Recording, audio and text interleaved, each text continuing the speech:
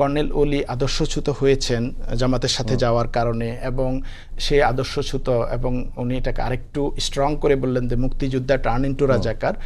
এই রাজনীতিটাকে আমি আওয়ামী লীগের রাজনীতি মনে করি। যে আওয়ামী লীগের সময় যেটা হয়েছিল যে আওয়ামী লীগের সাথে আসলে মুক্তিযোদ্ধা, সে ইভেন রাজাকার হলেও হাসিনার ব্যয় হয়ে গেলে মুক্তিযোদ্ধাও হয়ে যাচ্ছে। যদি আওয়ামী লীগ থেকে বের হয়ে যায়, অন্য কোনো দলে যায়, বিএনপি বা জামাতে যায়, তখন সে রাজাকার হয়ে যাচ্ছে। ইভেন সেটা যদি প্রেসিডেন্ট জিয়াও হয়, যিনি সেক্টর কমান্ডার ছিলেন, তিনিও রাজাকার হয়ে যাচ্ছেন, তিনি পাকিস্তানের গুপ্তচর হয়ে যাচ্ছেন, তার বীরত্তম খেতাব কেড়ে নেওয়া হচ্ছে। যাকেই আমি আমার দলে আসলে মুক্তিযোদ্ধা বলতেছি, আরেক দলে গেলে রাজাকার বলতেছি, অথবা আমার দল ছেড়ে চলে গেলে বা অন্য দলে গেলে আমি তাকে আদর্শচ্যুত হয়েছে বলতেছি। এই রাজনীতিটা হচ্ছে আওয়ামী লীগের রাজনীতি। এবং আমি মনে করি রাজাকার বলা কি আওয়ামী লীগের রাজনীতি? আমি শেষ করি, আমি শেষ করি না, আমি বলি আপনি কর্নেল ওলি একজন মুক্তিযোদ্ধা ছিলেন এবং আমি জানি আপনি স্বীকার করবেন ডেফিনেটলি, কিন্তু রাইট আমি সেটাই শেষ করি। এই যে আমার সাথে থাকলে মুক্তিযোদ্ধা, আমার থেকে চলে গেলে রাজাকার বা আদর্শচ্যুত, এইটাই হচ্ছে আওয়ামী লীগের রাজনীতি। এখন বিএনপির কি এই রাজনীতিটা করা উচিত কিনা? আমি মনে করি এটা উচিত না। কেন? কারণ বিএনপির রাজনীতিটা এই লাইনের রাজনীতি না। এই যে বিভাজনের রাজনীতিটা, বিএনপির রাজনীতিটা, এটা আওয়ামী লীগের রাজনীতি। আমি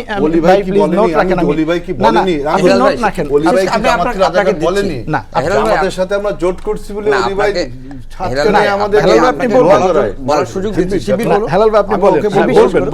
বলবেন, আমি শেষ করে দিই, আপনি বলবেন। তা আমি এটা কেন বলছি যে বাংলাদেশে দেখেন, এটা আওয়ামী লীগের রাজনৈতিক পলিসি এবং এই ডিভাইডেশনের। জিয়াউর রহমান যখন রাজনীতি শুরু করলেন, প্রেসিডেন্ট ইলেকশন প্রথমে শুরু করলেন, তখনই জিয়াউর রহমানকেই স্বাধীনতা বিরোধী বলা হয়েছিল। Colonel MAG Osmani president election করলেন জিয়ার বিরুদ্ধে এবং বললেন যে আমি নির্বাচনে দাঁড়াইছি এই জন্য স্বাধীনতার পক্ষের শক্তি আর বিপক্ষের শক্তির লড়াই হিসাবে।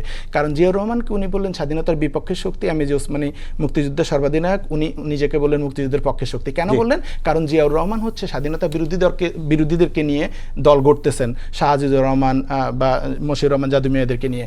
এখন জিয়াউর রহমান ৭৭ সালেই এটা রিয়েলাইজ করছেন যে বাংলাদেশে মুক্তিযুদ্ধের পক্ষের শক্তি বিপক্ষের শক্তি বলে এই বিভাজন করা, এটা দেশের জন্য ক্ষতিকর। এবং উনি মুক্তিযুদ্ধের বিরোধিতা করেছেন, ইউনাইটেড পাকিস্তানের পক্ষে কাজ করেছেন, শান্তি বাহিনী, রাজাকার বাহিনীতে কাজ করেছেন, এরকম লোকদেরকে নিয়েই বিএনপিকে গঠন করেছেন। এবং বাংলাদেশে প্রথম কোন রাজনৈতিক দল গঠিত হলো যে দলটা এরকম স্বাধীনতা বিরোধীদেরকে নিয়ে গঠিত হলো। তো আমি মনে করি এটা বিএনপির লাইনের রাজনীতি না, বিএনপির রাজনীতি জিয়াউর রহমান করেন নাই। বিএনপি যদি জিয়াউর রহমানের রাজনীতি করে, তাহলে স্বাধীনতার পক্ষে শক্তি বিপক্ষের শক্তির আওয়ামী লীগের রাজনীতি বিএনপির করা উচিত না। এটা আওয়ামী লীগের কোন বিশেষজ্ঞরা বিএনপিকে বুদ্ধি দিচ্ছেন।